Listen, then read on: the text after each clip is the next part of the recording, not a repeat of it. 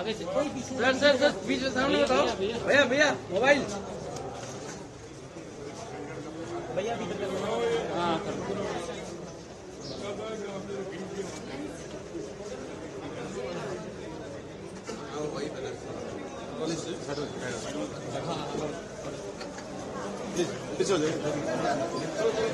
पीछे सर आगे बढ़िए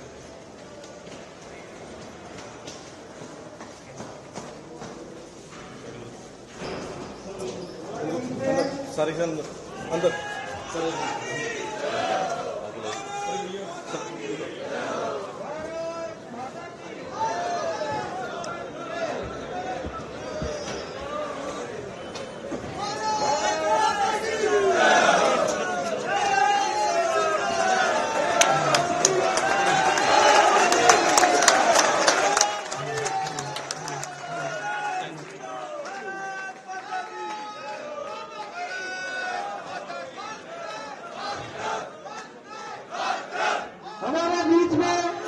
राजस्थान के यशस्वी मुख्यमंत्री माननीय श्री मदनलाल जी पहुंच चुके हैं। मैं सभी कार्यकर्ताओं से सब अनुरोध करूंगा कि तालियों के साथ हमारे मुख्यमंत्री जी का स्वागत करें। भारत माता की, भारत माता की। सभी मंचासीन अतिथियों का मैं स्वागत करता हूं। हमारे बीच में हमारे जिलाध्यक्ष महेश जी सोनी, मैं निवेदन करूंगा आपके मंच पर स्थान ग्रहण करें। जिला संगठन मंत्री विरमदेव सिंह जी से भी निवेदन करूंगा मंच पर स्थान ग्रहण करें। किसान बोर्ड के अध्यक्ष माननीय श्री CR चौधरी साहब से निवेदन करूंगा कि वो मंच पर स्थान ग्रहण करें। हमारे नगर के सभापति माननीय श्री दिनेश सिंह जी राठौड़ से निवेदन करूंगा कि मंच पर स्थान ग्रहण करें। किशनगढ़ विधानसभा के प्रभारी श्री कमल किशोर जी कृष्णानंद से निवेदन करूंगा कि मंच पर स्थान ग्रहण करें। हमारे किशनगढ़ विधानसभा के सहयोगी सिंह कुमार जी दरगढ़ से निवेदन करूंगा कि मंच पर स्थान ग्रहण करें। हमारे बीच में बानसूर से हमारे यहाँ के विधायक श्री देवी सिंह जी शेखावत भी हमारे बीच में मौजूद हैं, तो उनसे भी निवेदन करूंगा कि मंच पर आकर स्थान ग्रहण करें।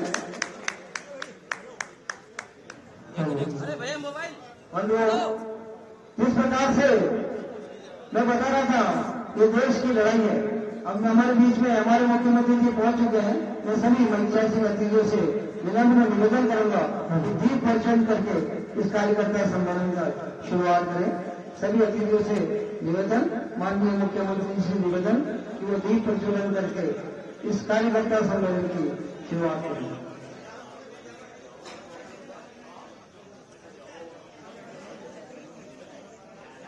भारत माता की, भारत माता की, वंदे।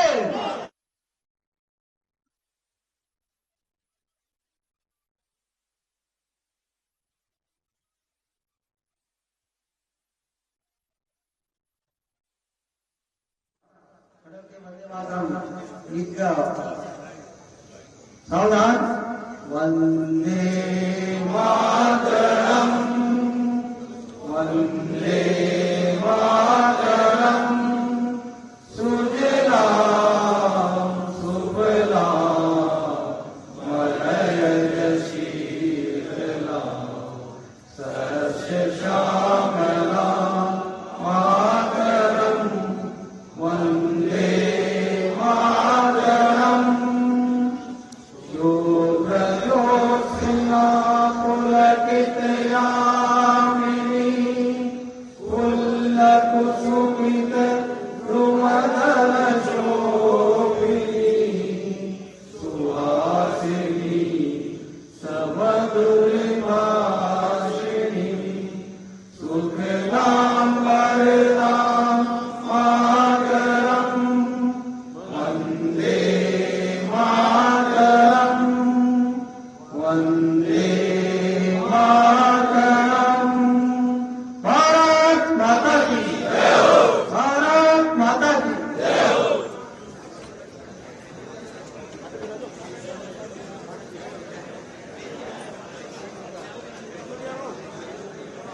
हमारे बीच में हमारे राजस्थान के यशस्वी मुख्यमंत्री माननीय मदनलाल जी पहुंच चुके हैं। जिनका आप बेसब्री से इंतजार कर रहे हैं, मैं माननीय मुख्यमंत्री जी के स्वागत के लिए हमारे वीरेंद्र सिंह जी रावत से निवेदन करूंगा कि आप पल्ले उठाकर उनका स्वागत करें। हमारे जिलाध्यक्ष रमेश जी सोनी से निवेदन करूंगा कि वो राजस्थानी परंपरा के साथ साफा बंधन करके हमारे माननीय मुख्यमंत्री जी का स्वागत करें।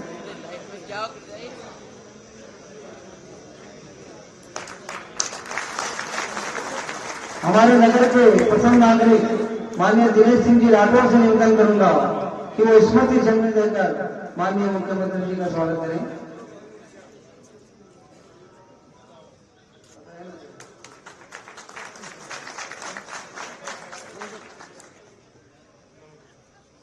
हमारे बीच में हमारे जिलाध्यक्ष से निवेदन रमेश जी सोनी से निवेदन करूंगा कि वो आए और कार्यकर्ताओं को स्वागत भाषण करें। माननीय जिलाध्यक्ष रमेश जी सोनी। भारत माता की। मैं केवल एक उद्घोष लगाऊंगा, स्वागत है भाई, स्वागत है। मुख्यमंत्री जी का स्वागत है, स्वागत है भाई, स्वागत है, स्वागत है भाई, स्वागत है। आज के इस किशनगढ़ विधानसभा के इस कार्यकर्ता सम्मेलन में हम सबका बहुत परम सौभाग्य कि चुनाव के अति व्यस्ततम शेड्यूल में से हम सब किशनगढ़ के कार्यकर्ताओं की संभाल करने के लिए आज हम सब के बीच, जिनके नेतृत्व में आज हमारी राजस्थान सरकार केवल 100 दिन की सरकार हमारी रही, उस 100 दिन के अंदर जिस प्रकार से अभूतपूर्व कार्यक्रम हुए, जिस प्रकार की घोषणाएं हमने चुनाव में की थी, उन सबको पूरा करने का काम हो गया। ऐसे यशस्वी हमारे मुख्यमंत्री आदरणीय भजन लाल जी हमारे बीच उपस्थित है। मैं आप सबसे निवेदन करूंगा, एक बार जोरदार तालियों से माननीय मुख्यमंत्री जी का स्वागत। मंच पर उपस्थित हमारे सभी पार्टी के वरिष्ठ नेतागण, हमारे देहात अध्यक्ष आदरणीय देवीशंकर जी मुटरा साहब, माननीय सीआर चौधरी साहब, आदरणीय देवी सिंह जी शेखावत साहब, हमारे इस लोकसभा के सदस्य और मौजूदा के विधायक माननीय वीरेंद्र जी कानावत साहब, हमारे सभापति माननीय दिनेश जी राठौर साहब, हमारे संगठन प्रभारी आदरणीय वीरेंद्र सिंह जी जैसा साहब, हमारे इस विधानसभा के प्रभारी के नाते आदरणीय कंवर प्रकाश जी किशानी साहब और उपस्थित कार्यकर्ता बंधु। निश्चित रूप से हम सब विधानसभा चुनाव की जबरदस्त अथक जो हमारी सफलता हमको मिली राजस्थान में, उसके बाद लोकसभा के चुनाव के तहत हम सब विगत 2 महीने से लगातार अपने अपने बूथ पर सक्रिय रहकर के, अपने क्षेत्र में सक्रिय रहकर के भारतीय जनता पार्टी को गतिशील और सक्रिय बनाने का काम कर रहे हैं। लेकिन निश्चित रूप से मैं मान के चलता हूं कि अब जो अंतिम हमारे पास केवल 4 दिन शेष रहे हैं, ये 4 दिन हमको किस प्रकार से अपने क्षेत्र में जनता के बीच में जाना और किस प्रकार से कार्य योजना बना करके एक एक मत को भारतीय जनता पार्टी के पक्ष में, हमारे प्रत्याशी आदरणीय भागीरथ जी चौधरी के पक्ष में गिरा करके पुनः एक बार हमारे यशस्वी प्रधानमंत्री नरेंद्र मोदी जी को तीसरी बार प्रधानमंत्री बनाना है और दूसरी बार हमारे सम्मानीय भागीरथ जी को सांसद बनाने के लिए हम सब एकत्र होकर के संकल्पबद्ध होकर के यहाँ आए थे। मैं अधिक समय नहीं लूंगा क्योंकि हम सबको उद्बोधन माननीय हमारे यशस्वी मुख्यमंत्री जी का मिलना है और ये इस समय में इस पीक चरम सीमा पर जब हम बिल्कुल मैदान के अंदर हैं, ऐसे समय में आपका मार्गदर्शन हम सबके लिए बिल्कुल संजीवनी बूटी की तरह काम करने वाला है। इसलिए मैं बिल्कुल भी समय नहीं लेते हुए मैं पधारे हुए हमारे आदरणीय मुख्यमंत्री जी और समस्त वरिष्ठ नेतागण और आप सबका स्वागत करते हुए अपनी बात को विराम करता हूं। जय भारत, जय हिंद। बहुत बहुत धन्यवाद जिलाध्यक्ष जी का। अब हमारे सब बूथ अध्यक्ष यहाँ पधारे हैं, उनकी बड़ी इच्छा थी कि मुख्यमंत्री जी का एक बड़ी माला की स्वागत करने वाला था, स्वागत करें। अब मैं बिना किसी औपचारिकता के जिनको सुनने के लिए आप सब यहाँ काफी देर से इंतजार कर रहे हैं, हमारे यशस्वी मुख्यमंत्री माननीय श्री भजन लाल जी से निवेदन करूंगा कि हम सब कार्यकर्ताओं का आगे बढ़ाने मार्गदर्शन करें। माननीय मुख्यमंत्री। बोलिए भारत माता की। भैया किशनगढ़ वाली आवाज तो नहीं है? बोलिए भारत माता की। भारत माता की। आज के के इस कार्यक्रम में हमारी पार्टी के वरिष्ठ नेता, पूर्व केंद्रीय मंत्री और किसान बोर्ड के अध्यक्ष माननीय CR चौधरी साहब, हमारे यहाँ के जिला अध्यक्ष भाई रमेश जी सोनी साहब, यहाँ के प्रभारी सम्मान्य बीरमदेव सिंह जी, हमारे विधायक वीरेंद्र सिंह जी कानावत साहब, अजमेर ग्रामीण के जिला अध्यक्ष देवी शंकर जी बुचड़ा साहब, सभापति दिनेश सिंह जी राठौर साहब, विधानसभा के प्रभारी केवल प्रकाश कृष्णानी जी, विधानसभा संयोजक किशन गोपाल जी, मंच पर विराजमान सभी हमारे नेतागण और मेरे सामने बैठे वो सभी कार्यकर्ता, चाहे वो जिले के पदाधिकारी हों या मंडल के पदाधिकारी हों या मोर्चों के पदाधिकारी हों या शक्ति केंद्र के संयोजक हों या मेरी बूथों के अध्यक्ष हों, ऐसे सभी मेरे कार्यकर्ता भाई और बहनों, सबसे पहले तो मैं आप सभी को नमन करता हूं, वंदन करता हूं, आपका अभिनंदन करता हूं। मित्रों, मुझे पता है, सबसे पहले तो मैं आपको बधाई देना चाहता हूं कि राजस्थान में आपने भारतीय जनता पार्टी की सरकार बहुत बड़े बहुमत के साथ बनाई। इसके लिए मैं आपको बहुत बहुत धन्यवाद और साधुवाद देना चाहता हूं। मैं आपसे यही कहना चाहता हूं, ये प्रेस वाले हो गया काम आपका, क्योंकि संगठन की बैठक है, थोड़ा करीब सभी पत्रकार बंधुओं से निवेदन करूंगा कि उनका फोटो सेशन हो गया तो कृपया बाहर जलपान की व्यवस्था है, सभी पधारें और जलपान करें।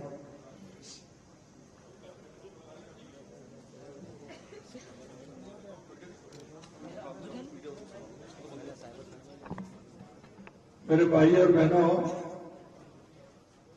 मैं आपसे यह कहना चाहता हूं, आप वो कार्यकर्ता हैं जिनकी आप अपने अपने क्षेत्रों में एक भारतीय जनता पार्टी के कार्यकर्ता और पदाधिकारी के रूप में आपकी पहचान है। आप वो कार्यकर्ता हैं जो पार्टी के विचार को, पार्टी के काम को, पार्टी की योजनाओं को बढ़ाने का काम करते हैं। आप वो कार्यकर्ता हैं जो पार्टी में नए लोगों को प्रवेश दिलाते हुए हमारी पार्टी को मजबूत करने का काम करते हैं।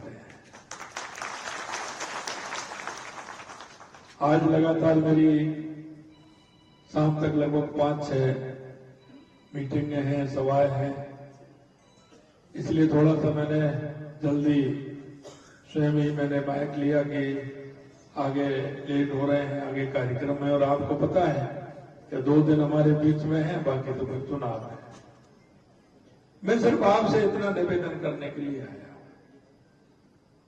और वो भी इसलिए करने आया हूं कि आप सभी लोग जानते हैं और मुझे विश्वास है मेरे से ज्यादा जानते हैं, आपने एक नहीं कई चुनाव लड़ा दिए, आपने ऐतिहासिक जीत भी दर्ज कराई, लेकिन मैं तो सिर्फ इतना करना चाहता हूं कि जब गाड़ी होती है और गाड़ी खड़ी रहती है या चलती है तो शीशा होता है ना, उस पर धूल मिट्टी आ जाती है तो हमको धुंधला दिखने लगता है। सिर्फ हम उसको एक बार शीशे को अगर पहुंच दें तो बिल्कुल वो साफ दिखाई देता है, साफ दिखाई देता है। मैं आपसे इतना आग्रह करने के लिए आया हूं मित्रों कि इस देश के अंदर अगर कोई राजनीतिक दल है जो जनता की संवेदनाओं में रहता है, अपनी संस्कृति, अपने विचार में रहता है, तो लोग सोचते हैं जैसा आप करते हैं, अगर वो कोई राजनीतिक दल देश के अंदर है तो वो भारतीय जनता पार्टी है। और हम सभी सौभाग्यशाली हैं कि भारतीय जनता पार्टी के अंदर काम कर रहे हैं,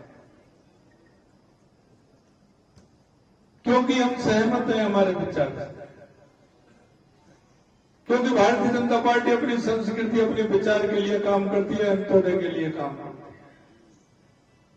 हमारे जो अंतिम पंक्ति में व्यक्ति खड़ा है, हम उसके लिए काम करते हैं। मैं आपसे यही कहना चाहता हूं, जैसे कि एक बालक होता है,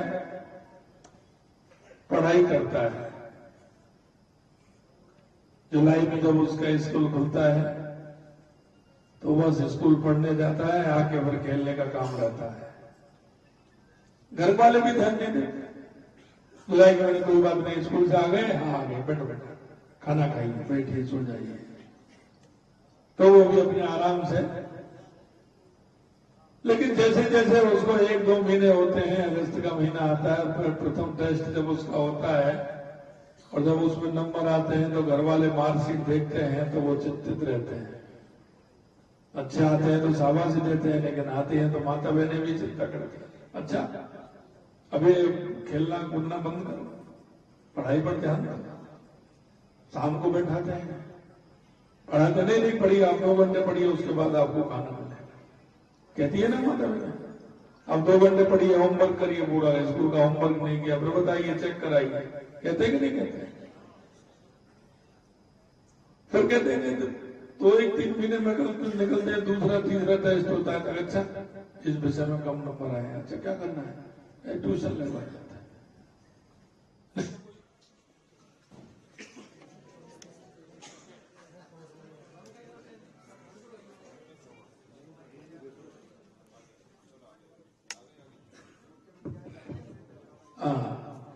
तो जब वो आते हैं तो कहते हैं ना, अच्छा थोड़ा कमजोरी है, तो उस कमजोरी को भी दूर करना पड़ता है। मित्रों, मैं आपसे यही कहना चाहता हूं, जब पेपर आते हैं तो उस बच्चे की स्थिति देखिए। पहले तो माता जी, पिताजी, भाई बहन जगाते थे, लेकिन अब वो क्या कहता है, जैसे पेपर आते हैं, माता जी मेरे को जगा देना, इतने बजे मुझे पढ़ाई करनी है, इतने बजे मुझे ट्यूशन जाना है। और जब आप जगाने जाते हैं तो आपको वो जगा हुआ मिलता है। उसको चिंता ये होती है कहीं मैं सोता नहीं रह जाऊंगा, लेकिन उसकी चिंता उसको जगा देती है, वो जगता रहता है, पढ़ाई करता रहता है। मित्रों, मैं यही कहना चाहता हूं, हम सभी राजनीतिक कार्यकर्ताओं की जब ये चुनाव आता है तो ये हमारी भी परीक्षा है, हमारी परीक्षा। हम कोई भी दायित्व देते हैं, चाहे जनप्रतिनिधि के रूप में देते हैं, चाहे किसी पदाधिकारी के रूप में देते हैं, और उस पदाधिकारी की श्रेणी है, जनप्रतिनिधि की श्रेणी है। चाहे हम जिले का बनाए, मंडल का बनाए, शक्ति केंद्र का बनाए, बूथ का बनाए। आप मेरे को एक बात बताइए, जब आपको पार्षदों का टिकट देते हैं या पदाधिकारी बनाते हैं तो एक वही व्यक्ति होता है कि और भी होते हैं? जब बनाते हैं तो वही होता है कि और भी होते हैं? 1, 2, 4, 6 होते हैं क्या लाइन में? हैं? सुना नहीं मैंने, होते हैं क्या? होते हैं। तो लेकिन दायित्व मिलता है तो कुछ सोच समझ करके मिलता है। जब होते हैं 4-6 लोग हैं, 5 हैं, 4 हैं, तो उनमें से एक कोई मिलता है ना दायित्व। तो अब टिकट मांगते हैं तो उसमें एक कोई मिलता है ना, 8 भी होते हैं, 7 भी होते हैं।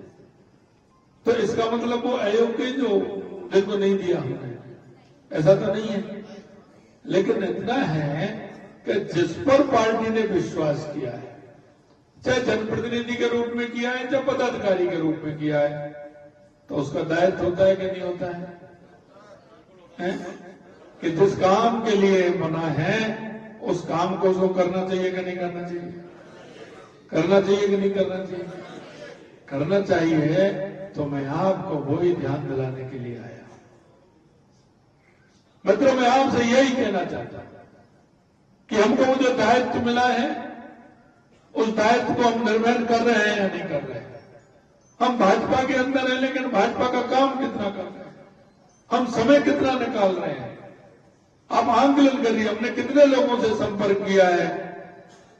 हमारा जो काम है, मंडल अध्यक्ष का कितना काम है कि मंडल अध्यक्ष को उन सबको बातचीत करनी चाहिए। मंडल के पदाधिकारी ऐसे नहीं होते हैं, फिर तो पदाधिकारी बना ही क्यों? एक मंडल अध्यक्ष ही होता है। पदाधिकारी इसलिए बनाते हैं कि उनके सहयोग में काम करें, काम में हिस्सा लें, बांटें। उन पदाधिकारियों को भी कोई ना कोई शक्ति केंद्र मिला होगा। हमारे यहाँ काम का निर्धारण बहुत अच्छा है। ये दूसरे राजनीतिक दल में आपको ये निर्धारण नहीं मिलेगा। हम कहते हैं ना, चुनाव के दिन एक दिन पहले कहते हैं भैया सुबह 4:30 पौने 5 बजे जागरण होना चाहिए। जिला अध्यक्ष हमारे कहते हैं हम सभी मंडल अध्यक्षों को, जिले का अध्यक्ष प्रभारी वो बांट लेते हैं कि इन मंडलों को तो मुझे फोन करना है। मंडल अध्यक्ष जी कहते हैं कि मेरे को 3 महामंत्री होते हैं, महामंत्री और उपाध्यक्षों को फोन करना है। उपाध्यक्ष नीचे शक्ति केंद्र कितने हैं उनके बटे हुए होते हैं, शक्ति केंद्रों को तुम्हें फोन करना है। शक्ति केंद्र में भी शक्ति केंद्र संयोजक और सह संयोजक होते हैं। बूथ में कितने हैं, 5 या 6 7 इतने ही बूथ होते हैं ना, एक शक्ति केंद्र इतने ही होते हैं ना। लेकिन शक्ति केंद्र के संयोजक सह संयोजक कहीं 2 भी संयोजक हैं, उनको काम बांटते हैं कि आपको 2 बूथों पर बात करनी है, वो 2 बूथों पर बात करते हैं। अब जो 2 बूथों पर बात कर रहा है, बूथ वाला नीचे तक एजेंट से लेकर के उनको बात करता है पदाधिकारी है, पदाधिकारी हमारे बूथ की समिति को फोन करते हैं। यानी कि हमारा जिले से एक फोन चलता है और 15 मिनट में हमारे बूथ के एजेंट और बूथ के हमारा जो अध्यक्ष है उसके बाद फोन पहुंच जाता है। अगर 4:45 बजे फोन किया है जिला अध्यक्ष जी ने, तो 5 बजे तक हमारा सूचना की प्रक्रिया पूरी हो जाती है। 15 मिनट में नीचे तक हमारे तंत्र पर सूचना हो जाती है। यह तंत्र सिर्फ भाजपा के पास है और किसी के पास नहीं।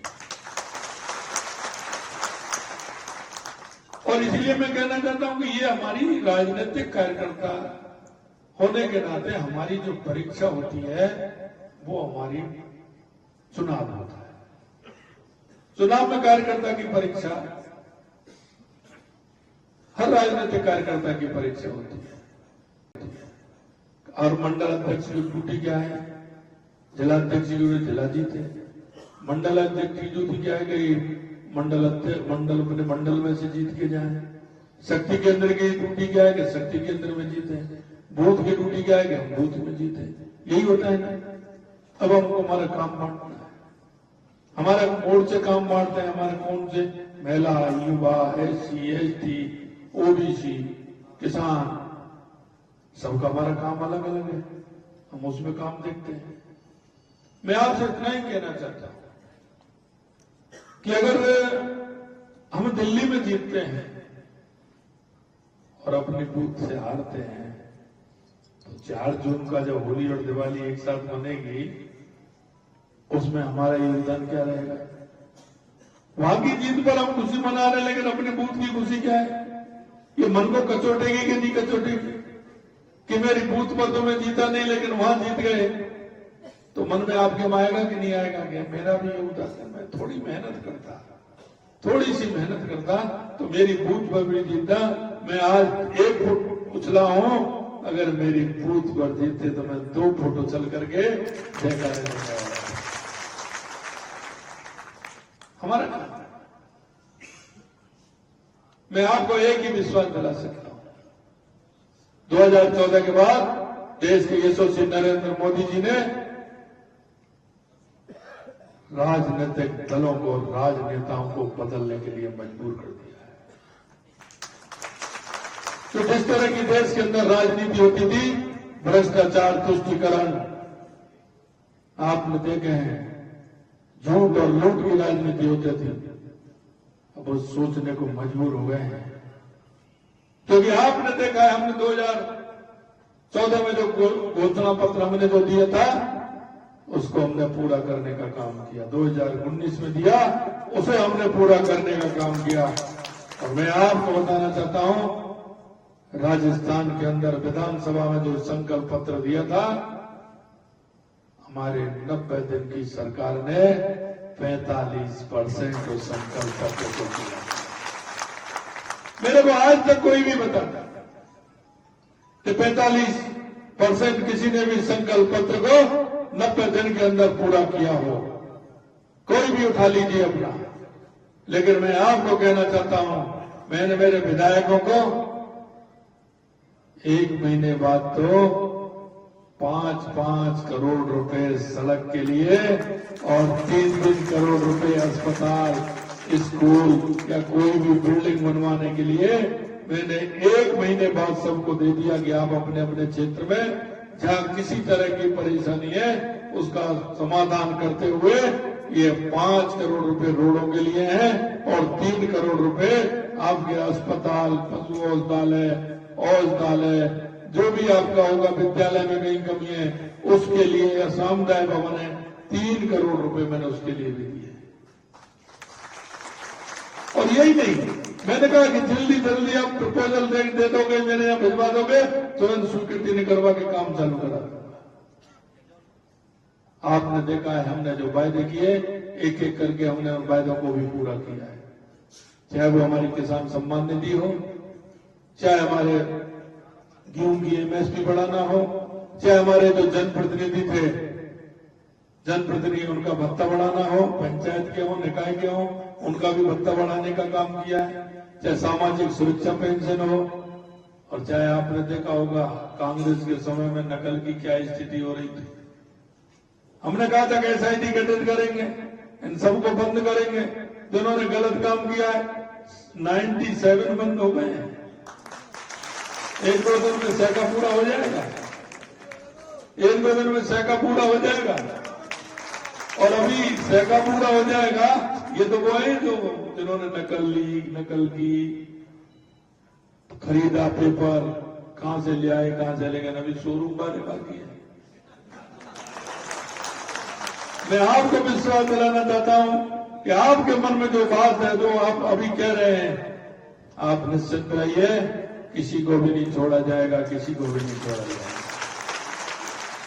मैं सुनता था आज अजमेर में आ गए, कोई किशनगढ़ में आ गया, कोई कहीं आ गया, गैंगस्टर आते थे, हमारे व्यापारियों को धमकाते थे, ये ऐसे कर जाओ नहीं तो ऐसा हो जाएगा। हमने कहा या तो वो राजस्थान में आएगा नहीं, हम जो एंटी गैंगस्टर फोर्स हमने बना दी, या तो आएगा नहीं, आएगा तो वापस जाएगा।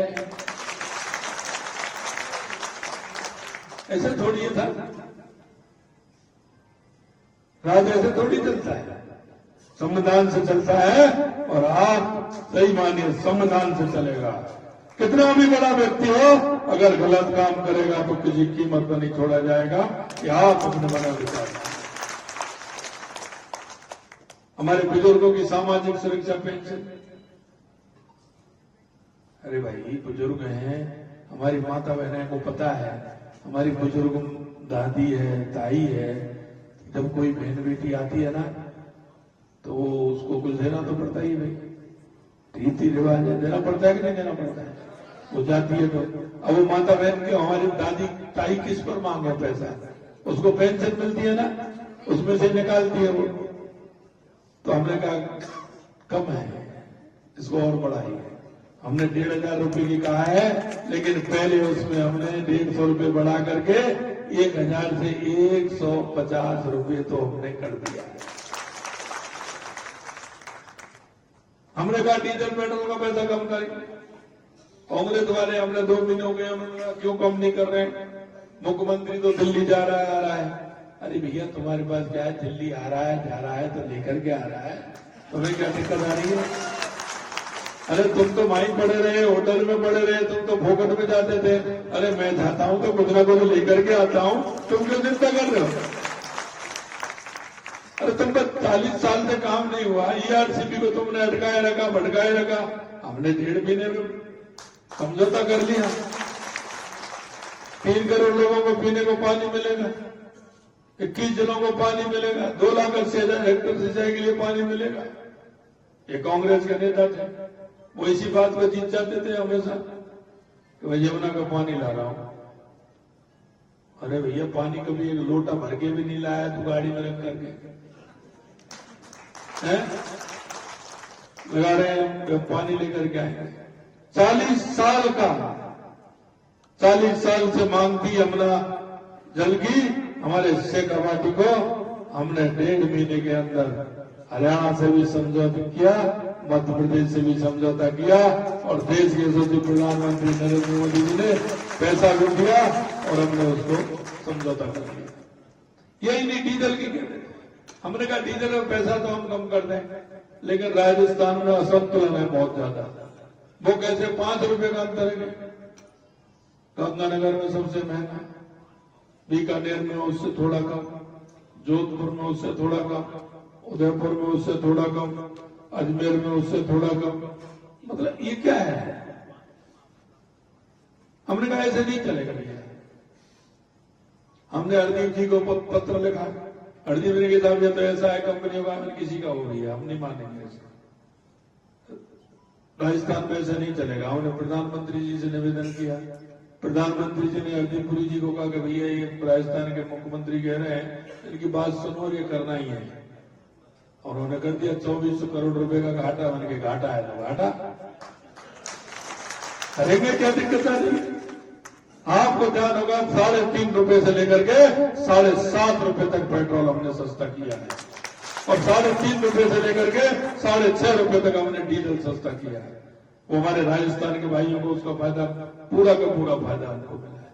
मैं आपसे यही कहना चाहता हूं, आप छाती ठोक करके कहिए, जनता के बीच में जाकर के कहिए, केंद्र की सरकार हमारी कर रही है, राजस्थान की सरकार 90 दिन के अंदर आपके बीच में किया है। क्यों नहीं कह सकते हम जनता के बीच में जाएं, सारे विषय रखें, सारी बातें रखें। और मैं आपको एक भी विश्वास और दिलाना चाहता हूं भाइयों, कि आप सभी हमारे कार्यकर्ता, भारतीय जनता पार्टी के कार्यकर्ता हमारा जनता के बीच में जाता है। अगर कोई भी वायदा करके आता है, कोई भी सार्वजनिक काम हो, किसी तरह का काम हो, अगर आप जनता के बीच में जाते हैं, चाहे मेरा पदाधिकारी हो या मेरे जनप्रतिनिधि हो, आप विश्वास करना, जो आप काम की कहोगे आपकी सरकार उसको पूरा करेगी। मेरे उस कार्यकर्ता का सम्मान करना चाहिए। लोगों को लगना चाहिए कि भाजपा का कार्यकर्ता है, मेरा बूथ का कार्यकर्ता हो, शक्ति केंद्र का संयोजक हो, मेरे मंडल का अध्यक्ष हो। उनको ये लगेगा नहीं भाई साहब ये काम होगा, आप काम ला करके दीजिए, आपको किसी भी तरह से उस काम को पूरा करेंगे, ये मैं आपको विश्वास दिलाना चाहता हूं। मित्रों, अंत में मैं इतना कहना चाहता हूं आपसे, आप निश्चिंत रहिए, आने वाला समय आपका है। राजस्थान में लगातार 20 और 25, 30 साल के लिए भारतीय जनता पार्टी रहने वाली है, और केंद्र में भी भारतीय जनता पार्टी रहने वाली है। लेकिन हमें जनता के विश्वास को जीतना है, जनता के विश्वास को जीतना है। हमें जनता में हमारी भागीदारी सुनिश्चित करनी है। हम और राजनीतिक दलों की तरह नहीं कि जब हम कह जाए वो 75 साल से नारा लगा रहे हैं, गरीबी हटाएंगे, गरीबी हटाएंगे। अरे क्या हटाओगे? दूर गरीबी हटाओगे। मोदी जी ने आगे शौचालय बनवाया, सिलेंडर दिया, बिजली दी, पानी दिया, मकान दिया। अरे भाई तुम बता दो तुमने क्या दिया? कुछ दिया है क्या? सिर्फ गरीबी हटाओ, सिर्फ आपका नारा स्टार्ट होता है, सब देते चले आ रहे हैं, अब वो नहीं आ रहे, वो भी दे रहे, गरीबी हटा रहे। काहे की गरीबी हटा रहे हैं? मैं आपसे यही कहना चाहता हूं मेरे भाई और बहनों, हम सबको सजग रहते हुए हमारा अपने लक्ष्य को हासिल करना है, और इसमें रहना कि हम जीत रहे हैं, हम जीत रहे हैं, लेकिन हमारी इतनी ज्यादा हो। प्रधानमंत्री जी ने कहा कि 370 हर बूथ पर जोड़ना है। एक भी बूथ हमारा ऐसा नहीं हो जिस पे हमारा कमल का फूल नहीं खिले। सभी जगह कमल का फूल खिले, और हम पूरी ताकत के साथ हमारे मंडल को भी जिताएं, हमारे बूथ को भी जिताएं, हमारे शक्ति केंद्र को भी जिताएं, और हमारे जिले को भी जिताएं। इसमें मैं एक बात और कहना चाहता हूं। मैं वहां गया था, उन्होंने बालात्रा वालों ने, कलगार संबंध वालों ने रखा, वो हम कह नहीं सकते, लेकिन वो रखेंगे, हम चिंता मत करिए। हमने कहा कि 5 बूथ ऐसे हैं जो मंडल में रख रहे हैं, विधानसभा नहीं, मंडल में 5 बूथ ऐसे हैं जो मंडल में सबसे टॉप रहेंगे, सबसे टॉप रहेंगे। वो बोले सब 5 नहीं 10 करिए। अब आपको छांटने में दिक्कत आ जाएगी, 10 टॉप आ जाएंगे तो फिर दिक्कत क्यों आ जाएगी? 10 को बराबर इनाम देंगे ना, कहां दिक्कत आ रही है? तो उन्होंने निर्धारण किया तो आप भी निर्धारण कर सकते हैं। आप भी निर्धारण कर सकते हैं और चुनाव के बाद हम सबको बुलाया जाएगा। बुलाया तो सभी को जाएगा, सभी को बुलाया जाएगा। और मैंने कहा है कि आप चिंता मत करिए, आज तो मैं कुछ नहीं कह सकता, लेकिन उस दिन में कहने की स्थिति में रहूंगा। तो मैं आपसे यही कहना चाहता हूं मित्रों कि ये चुनाव हमारी परीक्षा होती है। पूरी तरह से जनता के बीच में जाएं, समझाएं। हमारे पास 3 दिन का समय है। आपके मोबाइल में किसी के में 500, किसी के में 600, किसी के में 700, किसी में 1000 भी नंबर है। कभी कभी हम हमारे भाई दूर रहता है, उससे नहीं कह पाते, रिश्तेदार रहता है, अपने वो कहेगा हम कहां दिया है वोट दिया है, कहां दिया है। तो आपने वो नहीं दिया, आपने कहा ही नहीं, आपने कहा ही नहीं। मैं आपसे कहना चाहता हूं, आज भी स्थिति यह है कि आपने कहा कि हमसे पड़ोसी से कब की नमस्कार हुई है आपकी। मैं आपको कहना चाहता हूं, पड़ोसी के पास में जाइए, भैया कल वोट है, आप तैयार रहिए, आपको वोट डालने जाना है। उधर से श्रीमती जी निकल के आएंगे, अंदर से जब बात करेंगे उनसे भी कहो भाभी जी नमस्ते, नमस्ते, वोट आ देंगे। आप तो अपने भाई साहब से कह के चले गए, हमसे तो कहा ही नहीं। आप भाई साहब से कह दिया वोट तो अलग है, तो भाभी जी को भी कहना नहीं है। और चाय पिलाने वाली भाभी जी है बात में, आपको ये ध्यान कर लेना। हाँ, ये भी ध्यान करना है। और ये भी ध्यान करना है आपको, घर में भी जाके कहना है, माता जी को भी कहना है, पिताजी को भी कहना है, बच्चों को भी कहना है, और पत्नी को 3 बार कहना है। और आपसे भी कह रहा हूं बहन जी, और सबसे कहना है कि पति 3 बार आपको भी कहना है। वो 3 बार आप कहेंगे तो वो 3 स्थानों पर और कहेंगे। आप मन में डाल लें, हमें 10, 15, 20 सुबह शाम फोन करने हैं। आप देखिए लोग तैयार बैठे हैं, अरे मेरे पास फोन आया, 4 को सुनाएंगे। अच्छा, अरे कृष्णा जी का फोन आया था, उनका फोन आया था, मंडल अध्यक्ष जी का फोन आया था, साहब पहले से कहा था। 4 लोगों से कहेंगे अरे उनका फोन आया भैया, वोट देने जाना है, काम थोड़ा बाद में करेंगे, वोट देने जाना है। आपको नहीं पता है। मेरे भाई और बहनों, मैं एक आपसे और कहना चाहता हूं अंत में, आपकी पहचान है, आप अपनी पहचान को देख नहीं पा रहे। आप जब घर से निकलते हैं ना, तो आपको तो कोई नहीं देखा, लेकिन आपको देखने वाले बहुत हैं। जब कोई आपके पीछे से जाएगा पूछने के लिए कि हमारे बूथ के अध्यक्ष, हमारे मंडल शक्ति केंद्र के संयोजक, हमारे मंडल के पदाधिकारी, भाई साहब वो गए हैं क्या निकल गए? तो आपने तो भाई साहब अभी अभी गए हैं, वो अभी गए हैं, लग रहा है कोई मीटिंग है उसमें गए हैं, अभी अभी गए हैं। आपको बहुत लोग जानते हैं, बहुत लोग देखते हैं, आपकी क्षेत्र में पहचान है, एक नेता के रूप में पहचान है। कभी कभी लोग मेरे से कहते हैं कि साहब भाई साहब हम काम करते हैं, हमको कौन देख रहा है? और मैं कहता हूं कि जैसे लिखा होता है ना, आप कैमरे की नजर में, आप कैमरे की नजर में। मैं आपको बताना चाहता हूं, चाहे बूथ का अध्यक्ष हो, शक्ति केंद्र का संयोजक हो, चाहे मंडल का हो, मोर्चे के हो, प्रकोष्ठ को, आप सभी कैमरे की नजर में। जो कोई काम करता है वो सबको दिखता है, ऊपर तक दिखता है। आप मुझसे कभी कभी मन में भाव आता है कि हम तो ये जो आपके सामने बैठे हैं ना, ये आपकी तरह ही वहीं बैठ करके सब यहाँ है। और ये भी विश्वास मान लेना, आप में से ही यहीं बैठने वाले हैं, आप में से ही आने वाले हैं।